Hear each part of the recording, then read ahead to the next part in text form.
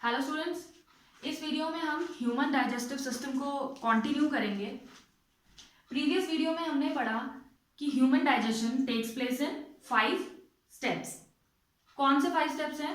First is ingestion, second digestion, third absorption, fourth assimilation and fifth is egestion. ठीक है, तो आज हम इनको स्टेप बाय स्टेप इलाबोरेट करेंगे। ठीक है, डाइजेशन मैंने आपको प्रीवियस वीडियो में बताया क्या होता है। Digestion is the breakdown of complex food material into easily absorbable substances.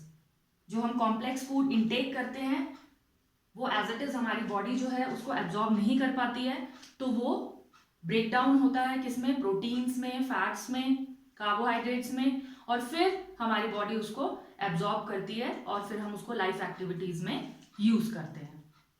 ठीक है, तो फर्स्ट स्टेप था इसमें इंजेशन। डाइजेशन जो है it starts from mouth itself. ठीक है, हमारे माउथ में क्या होता है? सलाइवा होता है, एंड इन दैट सलाइवा कौन सा एंजाइम प्रेजेंट है? Salivary amylase. वो सलाइवरी अमाइलेज हमारे फूड में किसको डाइजेस्ट करता है? स्टार्च को।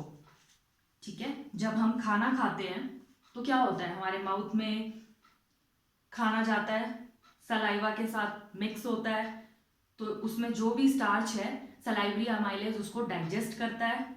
उसके बाद वो खाना कहाँ जाता है? नीचे ईसोफेगस। ईसोफेगस में क्या होता है? ईसोफेगस में पेरिस्टाल्टिक मूवमेंट होती है।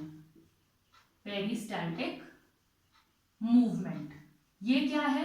It is the rhythmic contraction and relaxation of the oesophagus. देखो, जब हम खाना खाते हैं तो ईसोफेगस में क्या होता है? ये कॉन्ट्रैक्ट होता है तो खाना नीचे आता है। ठीक है, नीचे वाला पोर्शन रिलैक्स होता है, फिर ये कॉन्ट्रैक्ट होता है, नीचे रिलैक्स होता है। ऐसे ऐसे करके कॉन्ट्रैक्शन, रिलैक्सेशन, खाना जो है ईसोफेगस के थ्रू नीचे आता है और कहाँ जाता है? स्टमक में जाता है। ठीक है, तो that movement is known as peristaltic movement.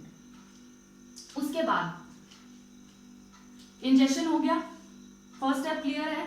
Second है डाइजेशन। उसके बाद हमारा खाना कहाँ जाता है? स्टमक में जाता है। After mouth with the help of esophagus it goes to the stomach. अब देखो स्टमक में क्या होता है? Half of the digestion takes place in stomach. Stomach में पूरे खाने का डाइजेशन नहीं होता है। देखो क्या होता है स्टमक में? 3 चीजें होती हैं। First is pepsin, this is the name of enzymes. Second is HCl and third is mucus. Stomach में ये 3 चीजें होती हैं। पेप्सिन क्या करता है?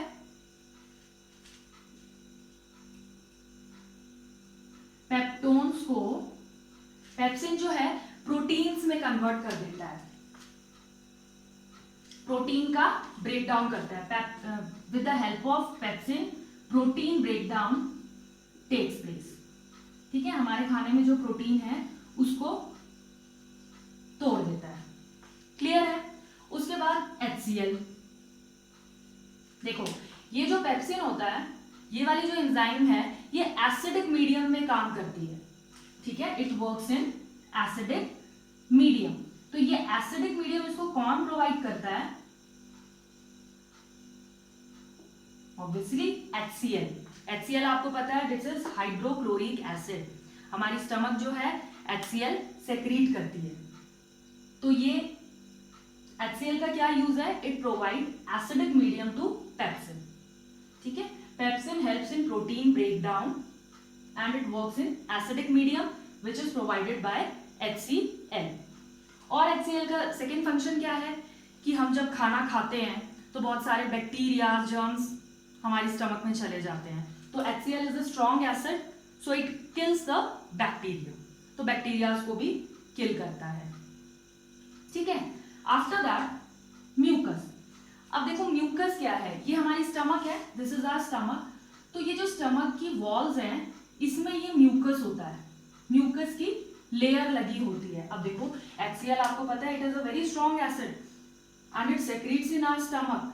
तो हमारे स्टमक को एसिडिक इफेक्ट से बचाने के लिए ये म्यूकस की वॉल होती है, म्यूकस की वॉल होती है। क्लियर है? तो म्यूकस जो है हमारे स्टमक को HCl के एसिडिक इफेक्ट से बचाता है। क्लियर है? मैं एक बार फिर बताती हूँ। डाइजेशन जो है, after ingestion food comes to stomach with the help of oesophagus.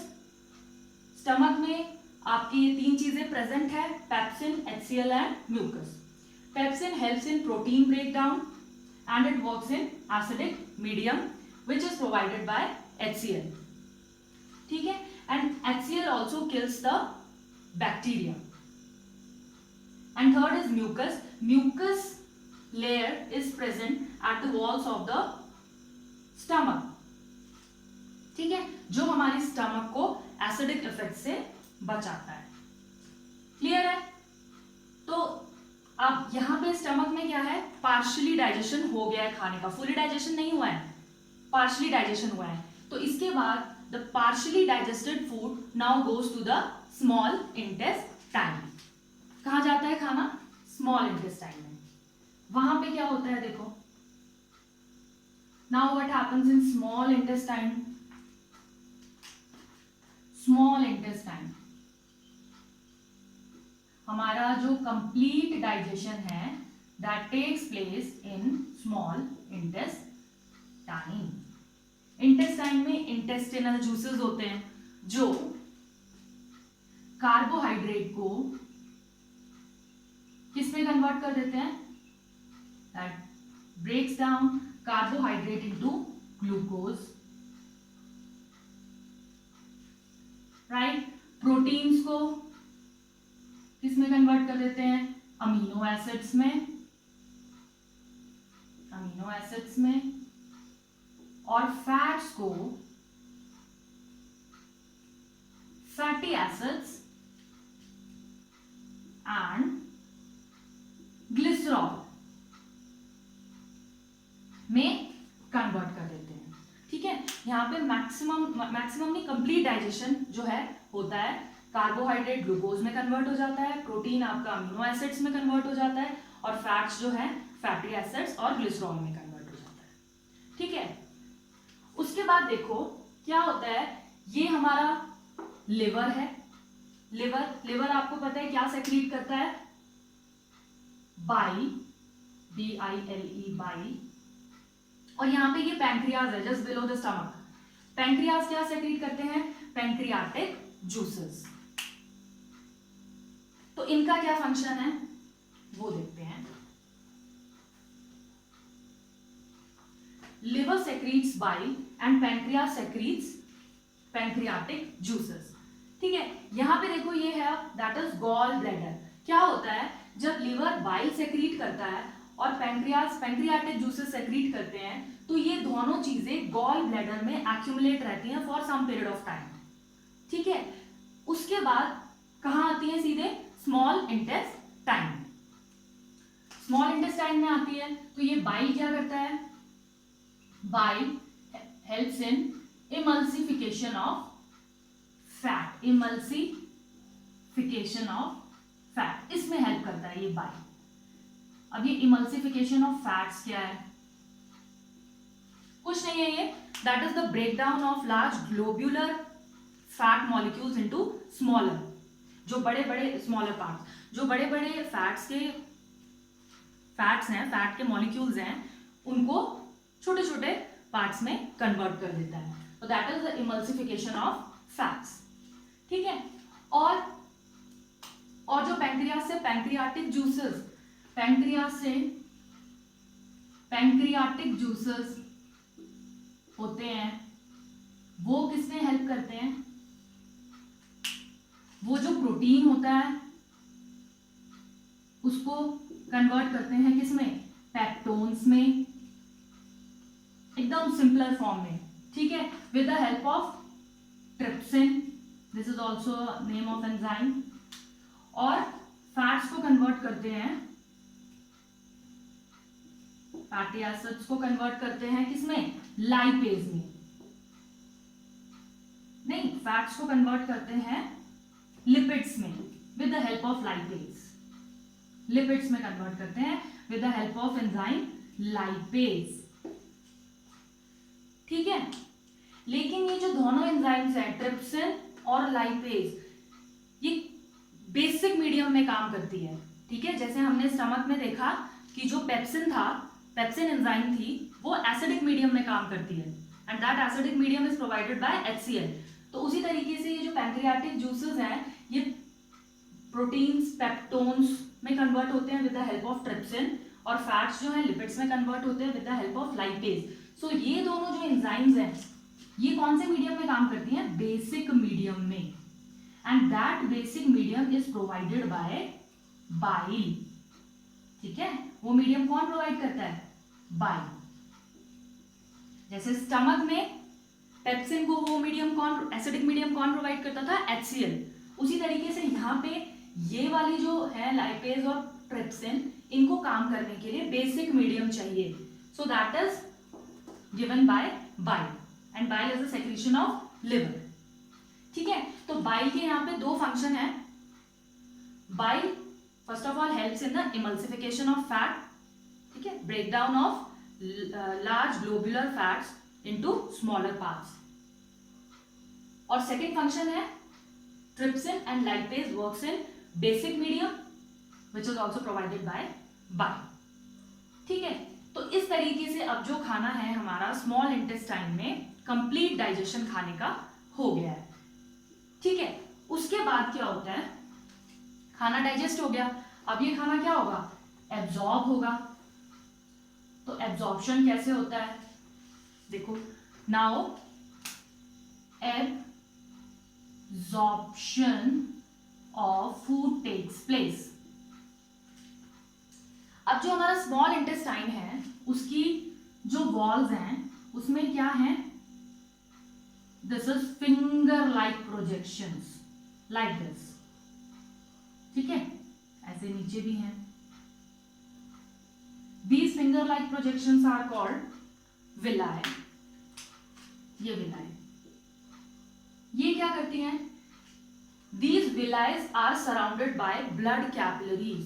तो जो खाना हमारा स्मॉल इंटेस्टाइन में डाइजेस्ट हुआ है, फिर यहाँ पे ये ब्लड कैपिलरीज के थ्रू क्या होता है, वो फूड एब्जॉर्ब होता है, और कहाँ जाता है, हमारे सेल्स में जाता है, ठीक है।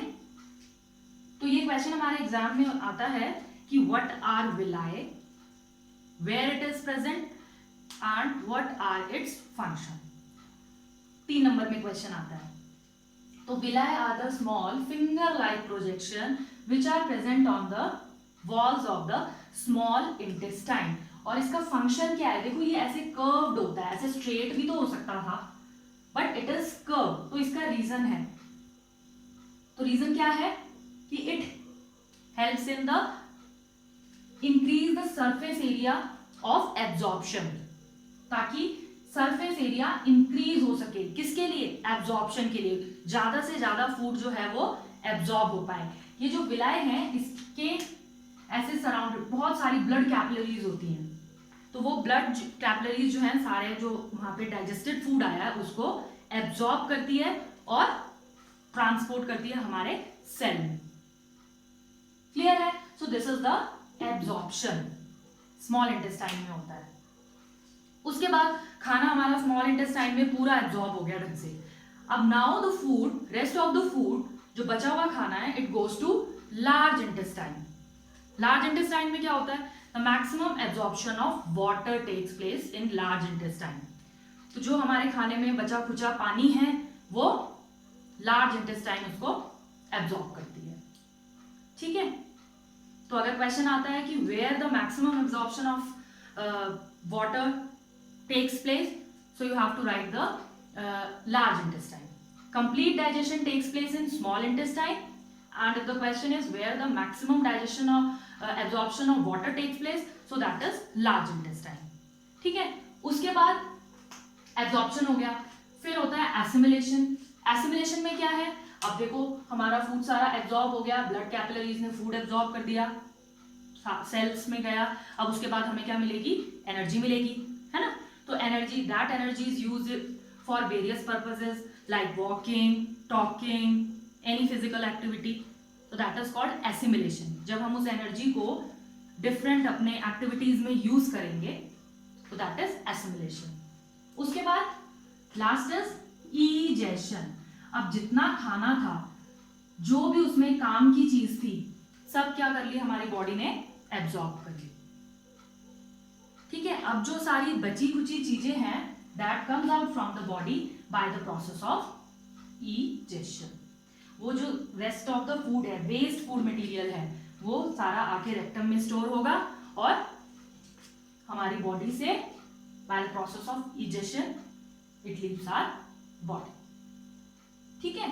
तो ये पूरा था हमारा human digestive system. I hope आपको काफी चीजें समझ में आई होंगी, अगर नहीं आई तो इस वीडियो को आप एक दो बारी और देखिए, तो आपको ह्यूमन डाइजेस्टिव सिस्टम पूरा क्लियर हो जाएगा, ठीक है गाइस। अब आप वीडियो लाइक करें और अपने फ्रेंड्स के साथ शेयर करें। नेक्स्ट वीडियो में हम ह्यूमन रेस्पिरेटरी सिस्टम को डिस्कस करेंगे, ठीक है। Thank you so much.